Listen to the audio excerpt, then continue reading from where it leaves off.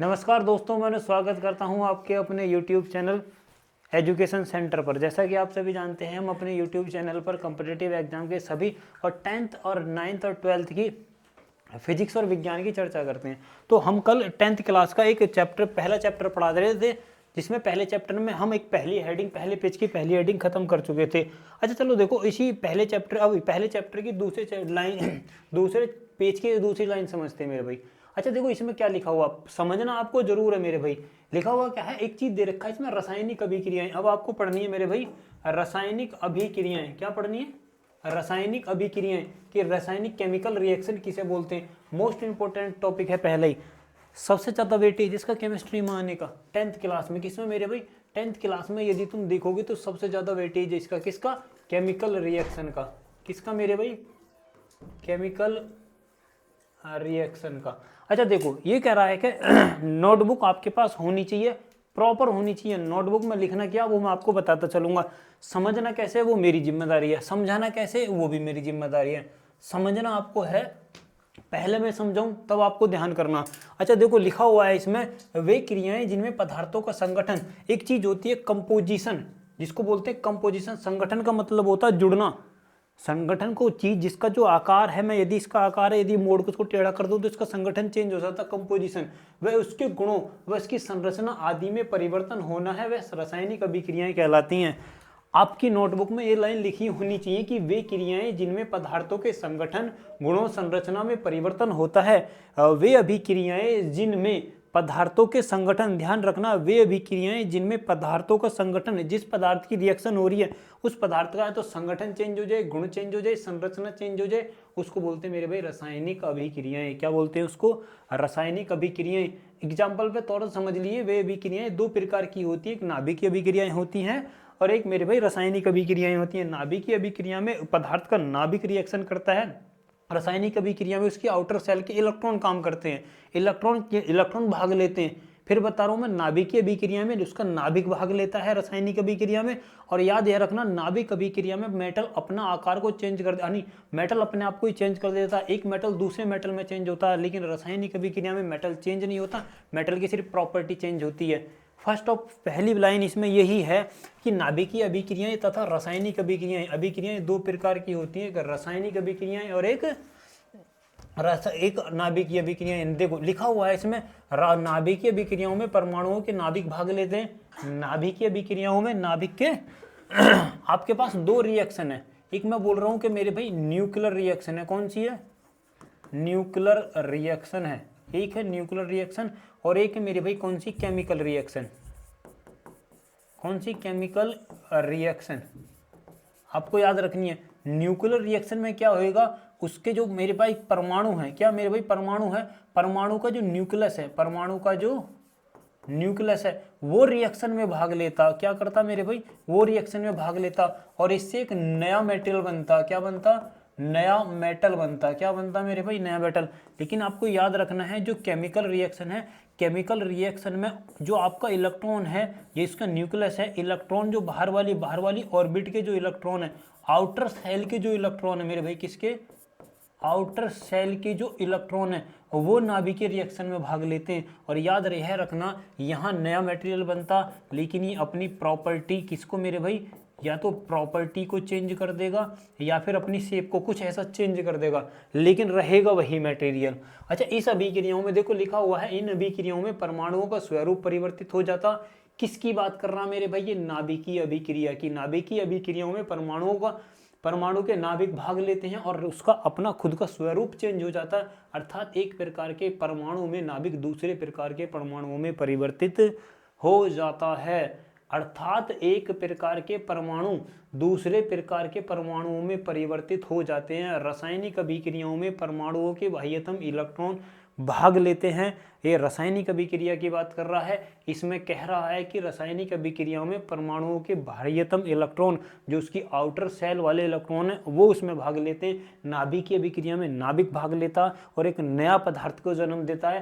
Chemical reaction रासायनिक अभिक्रिया में पदार्थ के या जो भी आपने मटेरियल यूज करा उसकी आउटर सेल का इलेक्ट्रॉन भाग लेता और अपने गुणों को परिवर्तित कर देता है। इस प्रकार रासायनिक अभिक्रियाओं में परमाणु लगभग अविभाज्य रूप से भाग लेता।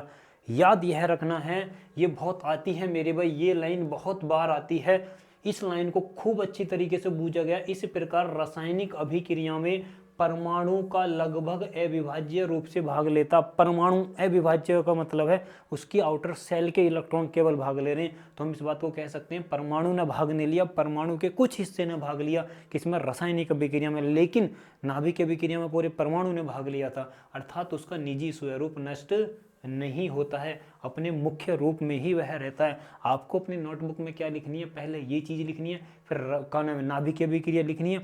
नाभिकीय अभिक्रिया में क्या लिखना है मैं बता चुका हूँ आपको, नाभिकीय अभिक्रिया में कि उसका नाभिक भाग लेता, पहली लाइन लिखनी है नाभिक भाग लेता है, दूसरी लाइन लिखनी है अपना स्वरूप चेंज कर देता, अगले लिखना है कौन सी, रासायनिक अभिक्रिया। रासायनिक अभिक्रिया में क्या लिखना कि इस रासायनिक अभिक्रिया में इसमें उसके बाह्यतम इलेक्ट्रॉन भाग लेते हैं, दूसरा वह अपने स्वरूप को बनाए रखता, किसको, अपने स्वरूप को बनाए रखता, और परमाणु लगभग अविभाज्य रूप से क्या करता है, रासायनिक अभिक्रिया में भाग लेता। नीचे देखो मेरे भाई क्या लिखा हुआ है, यदि मैं आपको नीचे बताऊं, देखो नीचे लिखा हुआ है कि यह कह रहा है कि रासायनिक अभिक्रियाओं में भाग लेने वाले पदार्थों के अणु सर्वप्रथम विभिन्न तत्वों के परमाणु।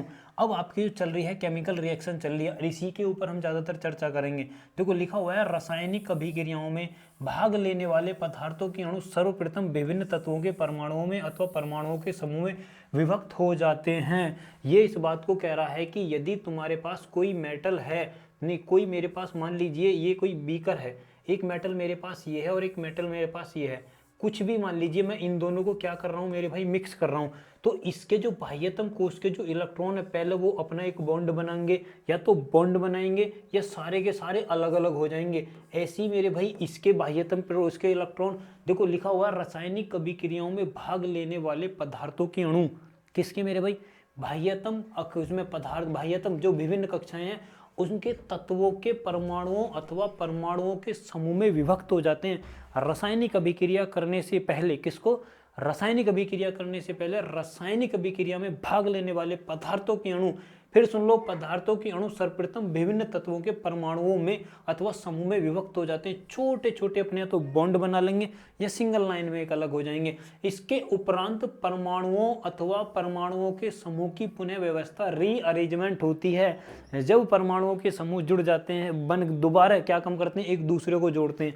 ऐसा समझिए कि आपके पास एक परमाणु है, दो हैं, एक किसी चीज का परमाणु, ऐसा मान लीजिए आपके पास कोई एक अणु है और एक दूसरा अणु है, एक में 100 परमाणु है, एक में दूसरे में 100 परमाणु है, तो ऐसा होएगा कि एक के पहले के 5 परमाणु एक साथ या तो बॉन्ड बना के चलेंगे, या फिर दूसरे के 5 परमाणु एक साथ बॉन्ड बना के चलेंगे, या हो सकता पहले के 5 परमाणु अलग अलग हों, दूसरे के 5 परमाणु अलग अलग हों, कुछ भी हो सकता, सिंगल लाइन में भी हो सकते हैं, या 5-5 या 2-2 4-4 के बॉन्ड में भी हो सकते हैं। लेकिन इतना समझिए यदि पहले अणु के 50 परमाणु हैं, दूसरे अणु के भी 50 परमाणु, तो दोनों क्या काम करेंगे, मान लीजिए 5 का ग्रुप उधर से आया, 5 का ग्रुप उधर से आया, दोनों एक दूसरे के साथ रिएक्शन करेंगे, तब एक नया मेटल बनाएंगे। क्या करेंगे, तब एक नई रिएक्शन करेंगे और एक नई उसको जन्म देंगे। अच्छा देखो ये कह रहा है कि अथवा परमाणुओं के समूह की पुनः व्यवस्था होती है, परमाणुओं के समूह दोबारा जुड़ते हैं, उसी को बोला जाता है मेरे भाई रीअरेंजमेंट होता है, अर्थात नए अणु बन जाते हैं। क्या बन जाते हैं, नए अणु बन जाते हैं, वही जुड़कर परमाणु एक नया अणु बनाते हैं। पहले के कुछ परमाणु, पहले अणु के कुछ परमाणु, दूसरे अणु के कुछ परमाणु, दोनों जुड़ेंगे, एक नया तीसरा अणु बनाने की उसमें प्रक्रिया में रहेंगे, या तो तीसरा अणु बना देंगे या नहीं भी बनाएंगे, उसी में रिकॉम्बिनाइज हो जाएंगे। इस प्रकार रासायनिक अभिक्रियाओं में परस्पर परमाणुओं के मध्य बने कुछ पुराने बंध टूटेंगे। पहला जो मेरे पास अणु है उसके जो परमाणु है वो टूट गए हैं, तो ध्यान रखना है पहले के परमाणु टूटेंगे, दूसरे के भी परमाणु टूटेंगे, दोनों जुड़ेंगे, तब तीसरा नए परमाणु बनाएंगे। कुछ नए बंध बन जाते हैं तथा कुछ प्रकार के अणु दूसरे प्रकार के अणुओं में परिवर्तित हो जाते हैं। इस प्रकार रासायनिक अभिक्रिया में पदार्थों के गुणों के संगठन अथवा संरचना में परिवर्तन हो जाता है। याद आपको क्या रखना है, अपनी नोट में लिखना है कि इस प्रकार रासायनिक अभिक्रिया में पदार्थों के अणुओं के संगठन तथा संरचना में परिवर्तन होता है, जिसके कारण पदार्थों के गुण भी परिवर्तित हो जाते हैं। पदार्थों के गुण भी, जब अणु में पदार्थों के अणु एक पदार्थ नया पड़ाऊ बनाएंगे, पदार्थ इलेक्ट्रॉन का ट्रांसफॉर्मेशन होएगा, उनकी प्रॉपर्टी बदलेगी, तो इसी बात को कह रहा है। तो उनकी संरचना में परिवर्तन होता है, जिसके कारण पदार्थों के गुण भी परिवर्तित हो जाते हैं। लाइन ध्यान से पढ़नी है आपको, लाइन में समझना क्या है मैं आपको रिकवाइज करवा देता हूँ। लिखा हुआ है कि रासायनिक अभिक्रियाओं में भाग लेने वाले पदार्थों के अणु सर्वप्रथम विभिन्न तत्वों के परमाणुओं एवं समूह में विभक्त होते हैं, अलग अलग टूटते हैं। उसके उपरांत परमाणु अथवा परमाणुओं के समूह की पुनः व्यवस्था रीअरेंजमेंट होती है तथा नए अणु बनते हैं। जो अणु टूटे, परमाणु टूटे हैं, वो जुड़ के एक नया अणु बनाएंगे। रासायनिक अभिक्रियाओं में परमाणुओं के मध्य बने, ये वाली लाइन मेरे भाई बहुत इंपॉर्टेंट है, ये लिखा हुआ है रासायनिक अभिक्रिया में परमाणुओं, ध्यान रखना, रासायनिक अभिक्रिया में परमाणुओं के मध्य बने कुछ पुराने बंध तो टूट जाते हैं, कुछ नए बंध बन जाते हैं। एक प्रकार के अणु दूसरे प्रकार के अणुओं के साथ अणुओं में परिवर्तित हो जाते हैं। एक प्रकार के अणु दूसरे प्रकार के अणु में परिवर्तित हो जाते हैं। इस प्रकार रासायनिक अभिक्रियाओं में पदार्थों के अणुओं के संगठन तथा संरचना में परिवर्तन हो जाता है। ये लाइन मेरे भाई बहुत इंपॉर्टेंट है। इस प्रकार रासायनिक अभिक्रियाओं में पदार्थों के अणुओं के संगठन, ध्यान रखना, पदार्थ के जो अणु थे उनका जो संगठन था, जो जुड़ा हुई संरचना थी अथवा संरचना में परिवर्तन हो जाता है, जिसके कारण पदार्थों के गुण भी परिवर्तित हो जाते हैं। ठीक, अब इसमें एक एग्जाम्पल दिया हुआ है, उदाहरण के लिए जैसे दिया हुआ है इसने जिंक ऑक्साइड, निम्नलिखित आपके सामने एक रासायनिक केमिकल रिएक्शन लिखी हुई है।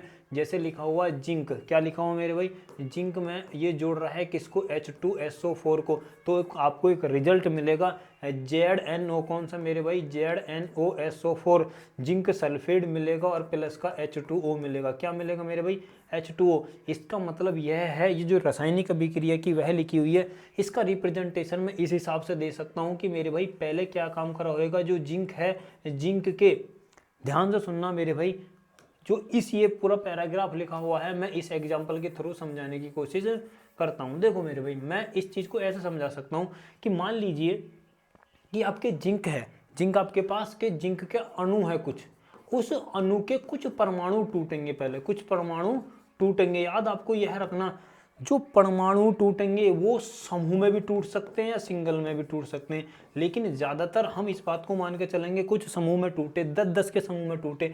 ऐसे मेरे भाई किसके, सल्फ्यूरिक H2SO4 सल्फ्यूरिक अम्ल या तेजाब के, इसके भी अणु किस रूप में टूटे, समूह के रूप में टूटे। किसके रूप में, समूह के रूप में।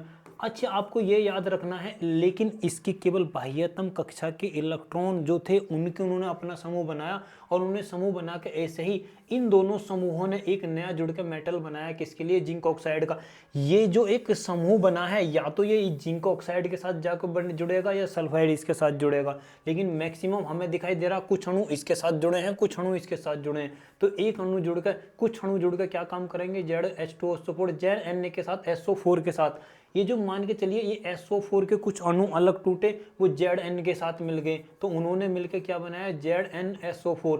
मैं फिर बता रहा हूँ, ZN टूटा, H2 टूटा, SO4 टूटा, सारे के सारे टूट गए अपनों अपने अपने बॉन्ड के रूप में। तो ZN किसके साथ जा मिला, SO4 के साथ, किसके साथ, SO4। तो उसने अपना एक बॉन्ड बना के क्या बना लिया, ZnSO4, जिंक सल्फेट बना लिया। और एक अणु और भी टूटा, मान लीजिए हाइड्रोजन, इसका एक ऑक्सीजन टूटा, तो मेरे भाई H2O यहाँ बना लिया उसने, क्या, जल।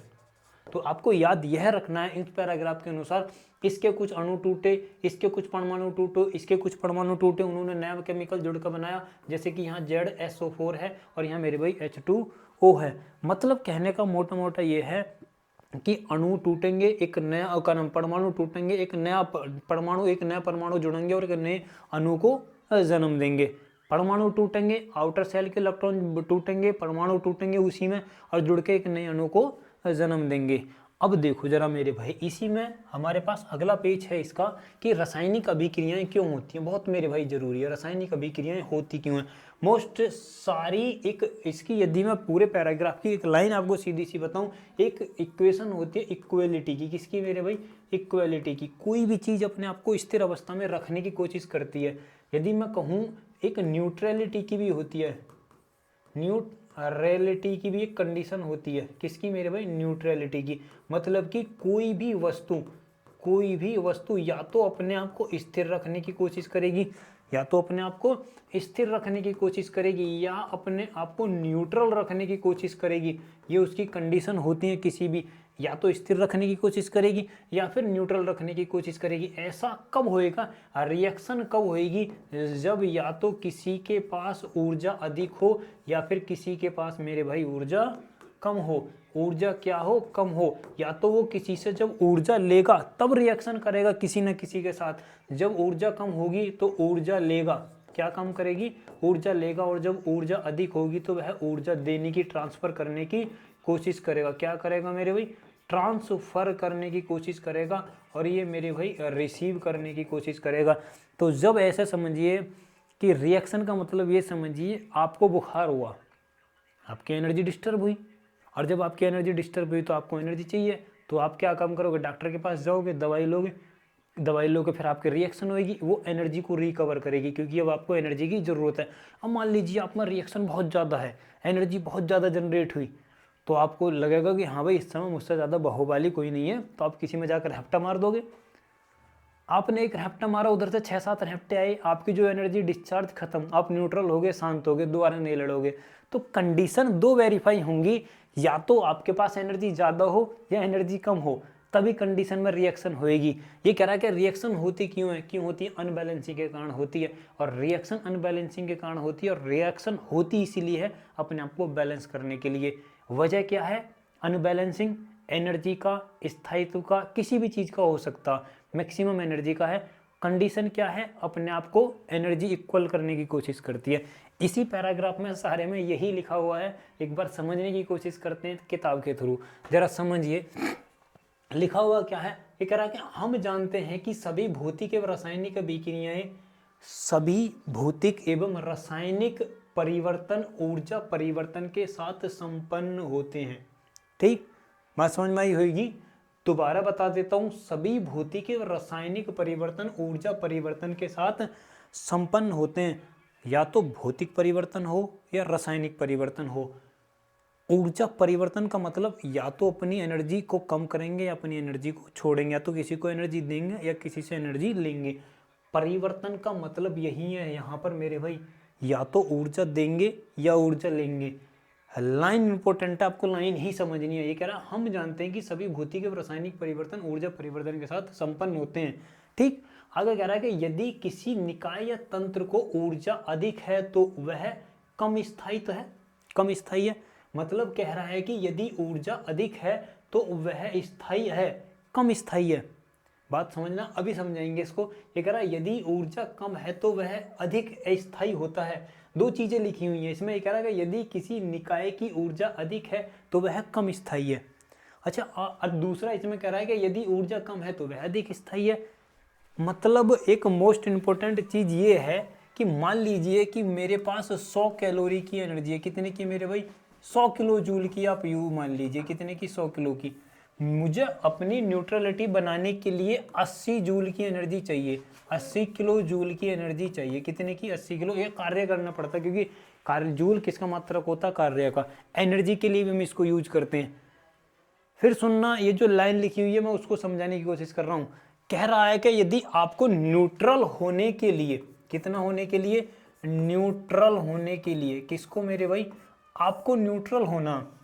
मैं बिल्कुल, जैसे अब आप बिल्कुल सही अवस्था में हो, ना आपको बुखार है ना आपको सर्दी लग रही है, कुछ नहीं लग रहा, बिल्कुल एकदम स्थायी कंडीशन में हो। स्थायी कंडीशन का मतलब है कि आपके पास इस समय शरीर में 80 किलो या 80 जूल के कार्य करने की क्षमता है, 80 जूल की या 80 वाट की एनर्जी है, कुछ भी मान लीजिए। आप मान लीजिए 80 एक टर्म है कि 80 के लिए हम यूज कर रहे हैं, लेकिन कहीं से आपके पास 100 की, आपके मान लीजिए आपने कुछ ऐसा खा लिया कि आपके पास 100 जूल की एनर्जी आ गई, 100 जूल के कार्य करने की एनर्जी आ गई। ध्यान रखना, 100 जूल की, मैं लाइन के थ्रू समझा रहा हूँ। ये कह रहा है यदि किसी निकाय तंत्र की ऊर्जा अधिक है तो वह कम स्थायी होता है। क्या होता मेरे भाई, कम स्थायी होता। ऊर्जा अधिक का मतलब ये नहीं कि बहुत ज्यादा नहीं है, वो गैप की बात कर रहा कि गैप कितना है। ध्यान करो, यदि मैं कहूँ कि यहाँ से यहाँ तक गैप कितने का मेरे भाई, 20 का, कितने का, 20 का, मान लीजिए 20 का बहुत ज्यादा। इसी बात को कह रहा है कि यदि ऊर्जा अधिक है, स्थायी होने के लिए आपको ऊर्जा चाहिए 80, लेकिन आपके पास है 100, तो आप कम स्थायी हो, कम स्थायी का मतलब है आपकी संभावना ज़्यादा है कि आप भग जाओ, आप कहीं को ताकत करो, किसी को मुंह फोड़ दो, लड़का जरूर आओगे क्योंकि आपकी ताकत ज़्यादा है। कम स्थायी हो, आपके पास स्टेबिलिटी कम है। अब इस समय स्टेबिलिटी कम है अब, क्योंकि आपके पास एनर्जी ज़्यादा है। ये इसी बात को कह रहा कि यदि ऊर्जा अधिक है तो आपके पास स्थायी कम है, लेकिन ये कह रहा कि यदि ऊर्जा कम है तो आप अधिक स्थायी हो। मतलब ऐसे आपको न्यूट्रलिटी के लिए कितना चाहिए, 80। यदि मैं कह रहा हूँ कि आपके पास ऊर्जा कम है, कितने का गैप है, 1 का, तो आप अधिक स्थायी हो। ये कह रहा है यदि ऊर्जा कम है तो आप अधिक स्थायी हो। आपको एक एनर्जी की वैसे एनर्जी बर्न करनी है, कहीं भाग लो, एक एनर्जी की या 1 जूल की एनर्जी खर्च, आप 80 के बराबर में आ जाओगे। ये डिफरेंस लाइन जो लिखी हुई है ना, वो डिफरेंस के तौर पर लिखी हुई है। लाइन की थोड़ी सी हेडिंग को समझने की कोशिश करना। लिखा हुआ है कि ऊर्जा अधिक है तो आप कम स्थायी हो। फिर पढ़ लो दोबारा, यदि किसी निकाय की ऊर्जा अधिक है तो वह कम स्थायी है, मतलब गैप ज़्यादा है, एनर्जी ज़्यादा है, और यदि ऊर्जा कम है तो वह अधिक स्थायी है। कह रहा है यदि एक चाक के टुकड़े को हाथ से छोड़ दिया जाता है तो वह नीचे गिर जाता है। क्यों गिर जाता, नीचे गिर जाता है? इसका कारण है कि हाथ में चौक के टुकड़े की स्थितिज ऊर्जा ज़्यादा है। अब ये बात तुम समझ रहे होगे यार, कैसे ज़्यादा है, पता है कैसे ज़्यादा? मान लीजिए कि किसी की भी स्थितिज ऊर्जा, ये पृथ्वी का कोई हिस्सा, और आपके हाथ पे यहाँ चौक है, तो ये मेरे भाई ऊंचाई कितनी है, इस चौक के लिए मान लीजिए वजन कितना है, ग्रेविटेशनल फोर्स कितना लग रहा है जी, तो इसके लिए एनर्जी कितनी होगी, mgh। ध्यान करो, ये कह रहा है कि यदि चाक के टुकड़े को हाथ से छोड़ दिया जाता है तो वह नीचे गिर जाता है, नीचे गिर जाएगा, उसके लिए फार्मूला होगा mgh की वैल्यू कुछ आएगा। इसका कारण है कि हाथ में चाक की ऊर्जा अधिक और वह कम स्थायी है। यहाँ पर आपको रोकने के लिए आपको लगातार हाथ से एनर्जी बनाए रखनी पड़ेगी, तभी वो रुकेगा, क्योंकि उसमें स्थिति ऊर्जा ज़्यादा है। मान लीजिए अब जमीन पर गिर गया, कहाँ गिर गया, जमीन पर, तो ध्यान रखना जब जमीन पर गिर जाएगा, जब h बराबर 0 हो जाएगी, उस समय उसकी स्थिति ऊर्जा हो जाएगी 0। देखो, यदि ऊपर है तो स्थिति ऊर्जा ज़्यादा, यदि जमीन पर गिर गया तो कम है। इसी बात को कह रहा है। इस कारण हाथ के चौक में, जब हाथ को जब चौक में ऊपर रखोगे तो उसकी स्थायी ऊर्जा क्या है मेरे भाई, स्थिति ऊर्जा अधिक है, और जब नीचे गिर जाएगा तो स्थिति ऊर्जा कम है। जमीन पर चाक के टुकड़े की स्थिति ऊर्जा कम है अथवा अधिक स्थायी है। जमीन पर गिरने के बाद स्थायी है, वो ना हिलेगा ना कहीं को जाएगा। सभी पदार्थ स्थायित्व प्राप्त करने की प्रवृत्ति रखने आता है। चाक का टुकड़ा नीचे गिर जाता है और अपने आप को स्थिर कर लेता। इसी प्रकार जब यह दो या दो से अधिक पदार्थों को ताप, दाब व अन्य कारकों के प्रभाव से में एक दूसरे के संपर्क में लाया जाता है तो अपना स्थायित्व प्राप्त करने के लिए कुछ अन्य पदार्थों में परिवर्तित हो जाते हैं। आपको इसकी हेडिंग में सिर्फ ये लाइन लिखनी है, इसकी हेडिंग में ये कुछ नहीं लिखना। नोटबुक में अपनी में लिखना रासायनिक अभिक्रिया क्यों होती है, उसके संदर्भ में आगे क्या लिखना है कि जब यहाँ से लिखना, जब दो या दो से अधिक पदार्थों को ताप, दाब या अन्य कारकों के प्रभाव में एक दूसरे के संपर्क में, ध्यान रखना है, जब दो पदार्थों को ताप, दाब या अन्य फैक्टर हो सकता कोई सा भी के प्रभाव में संपर्क में लाया जाता है तो वे स्थायित्व प्राप्त करने की कोशिश करते हैं। और स्थायी प्राप्त करने के लिए एक नए पदार्थ का या अपने आप के परिवर्तन का, बहुत सारी चीज़ें परिवर्तित हो जाती हैं। इसी प्रकार क्या हो जाती है, इसी को क्या बोला जाता, नहीं इसी कंडीशन में कह सकते हैं हम, इसीलिए रासायनिक अभिक्रियाएं होती हैं। यदि अधिक स्थायित्व वाले पदार्थ का निर्माण होता, यदि अधिक स्थायित्व वाले निर्माण का पदार्थ होता है तो रासायनिक अभिक्रिया संपन्न हो जाती है। यदि अधिक स्थायित्व वाले पदार्थ का प्राप्त नहीं होता है तो रासायनिक अभिक्रियाएं संपन्न नहीं होंगी। ये तो एक वैसी बात है, नहीं भी और संभावना, इसको आप छोड़ सकते हो, बिल्कुल छोड़ दो इसको, ठीक है। किसी रासायनिक अभिक्रिया में अभिकारकों की मुक्त ऊर्जा उत्पादों की मुक्त ऊर्जा से अधिक होती है तथा मुक्त ऊर्जा परिवर्तित का मान ऋणात्मक होता है। अच्छा, अब ये कह रहा है, अगली लाइन आपको इसको लिख सकते हो, किसी रासायनिक अभिक्रिया में अभिकारकों की मुक्त ऊर्जा उत्पाद की मुक्त ऊर्जा से अधिक होती है तो ऊर्जा का मान ऋणात्मक होता है। स्थायित्व प्राप्त करने की एक मेरे भाई कंडीशन ये भी है, आप स्थायित्व प्राप्त करने की कंडीशन ये भी लिख सकते हो, कैसे कि यदि आपने एक केमिकल लिया, देखो हमेशा दोनों चीज़ें बराबर ही होंगी, हमेशा ही बराबर होंगी, ऐसा कभी नहीं हो सकता। मान लीजिए आपने कोई एक केमिकल लिया, ये दूसरा केमिकल लिया, ये दोनों को एक साथ मिलाया और रिएक्शन आउटपुट करके एक नया केमिकल बना दिया, एक नया केमिकल बना दिया। तो आपको याद यह रखना है, जितना ताप ये छोड़ेगा मेरे भाई, जितना ताप ये, ध्यान रखना, जितना ताप ये छोड़ेगा उतना टेम्परेचर ये गेन भी करेगा। ये प्राप्त भी करेगा, चाहे कहीं से भी करे, हवा से करे, नमी से करे, कैसे भी करे। इधर का बढ़ा हुआ टेम्परेचर, इधर का घटा हुआ टेम्परेचर दोनों बराबर होंगे, मतलब एनर्जी का लॉस नहीं होएगा। एनर्जी कभी भी लॉस नहीं होगी, कभी भी। दोनों तरफ की एनर्जी सेम होगी, द्रव्यमान भी सेम होएगा। संतुलित समीकरण की यही एक प्रक्रिया है। इधर की एनर्जी, इधर की एनर्जी, इधर के एटम, इधर के एटम, इधर की संरचना हाँ, इधर के जो मेरे पास परमाणु और इधर के जो परमाणु है, इधर के अणु और जो इधर के अणु, वो सारे ही बराबर होंगे। प्रेजेंट हो, वर्तमान हो, बहुत कोई सा भी हो, परमानेंट बराबर ही होंगे और बराबर ही आपको करने पड़ेंगे, तभी केमिकल रिएक्शन प्रूफ हुई, वरना वो आपको प्रूफ करनी पड़ेगी। अच्छा, अब ये इस बात को कह रहा है कि यदि मान लीजिए कि किसी रासायनिक अभिकारकों की मुक्त ऊर्जा, अब देखो ऊर्जा कब माइनस होगी और ऊर्जा कब प्लस होगी, इस बात को कह रहा। ये कह रहा है कि यदि आपने ये केमिकल मिलाई, मान लीजिए आपके पास कैल्शियम कार्बाइड का पत्थर है, किसका मेरे भाई, कैल्शियम कार्बाइड का, यदि आपने वो पानी में मिला तो एक हीट जनरेट होगी, क्या मेरे भाई, हीट जनरेट होगी, क्या हीट, कैल्शियम कार्बाइड का, CaO का, किसका, CaO, कैल्शियम कार्बाइड का। अच्छा, अब ये इस बात को कह रहा है जितनी ऊर्जा ये